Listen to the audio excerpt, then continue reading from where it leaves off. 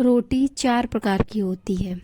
रामेश्वर ने पत्नी के स्वर्गवास हो जाने के बाद अपने दोस्तों के साथ सुबह शाम पार्क में टहलना, गप्पे मारना और पास के मंदिर में दर्शन करने को अपनी दिनचर्या बना लिया था। हालांकि घर में उन्हें किसी प्रकार की कोई परेशानी नहीं थी, सभी उनका बहुत ध्यान रखते थे। लेकिन आज सभी दोस्त चुपचाप बैठे थे। एक दोस्त को वृद्धाश्रम भेजने की बात से सभी दुखी थे।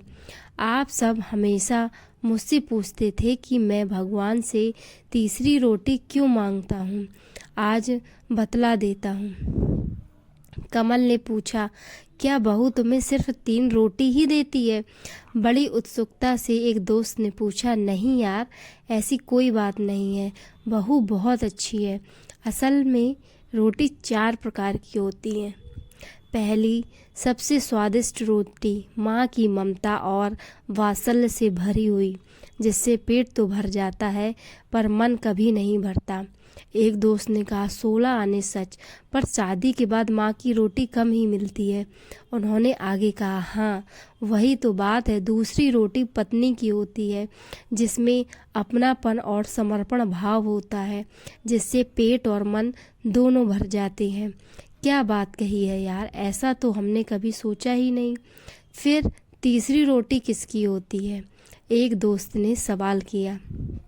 तीसरी रोटी बहू की होती है, जिसमें सिर्फ कर्तव्य का भाव होता है, जो कुछ कुछ स्वाद भी देती है और पेट भी भर देती है और वृद्धाश्रम की परेशानियों से भी बचाती है। थोड़ी देर के लिए वहाँ चुप्पी छा गई। लेकिन ये चौथी रोटी कौन सी होती है? मौन तोड़ते हुए एक दोस्त ने पूछा।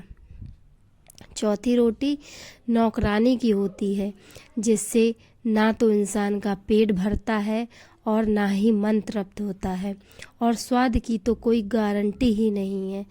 तो फिर हमें क्या करना चाहिए यार?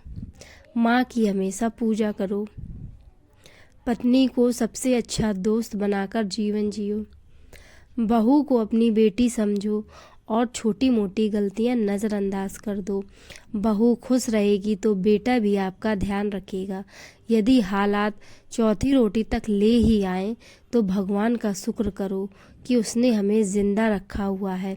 अब स्वाद पर ध्यान मत दो, केवल जीने के लिए बहुत कम खाओ ताकि आराम से बुढ़ापा कट जाए। बड़ी खामोशी से सब दोस्त सोच रहे थे कि वाकई हम कितने खुशकिस्मत हैं। तो दोस्तों, कैसी लगी हमें स्टोरी ये कमेंट सेक्शन में बताएं और ऐसी स्टोरी सुनने के लिए इस चैनल को सब्सक्राइब करें।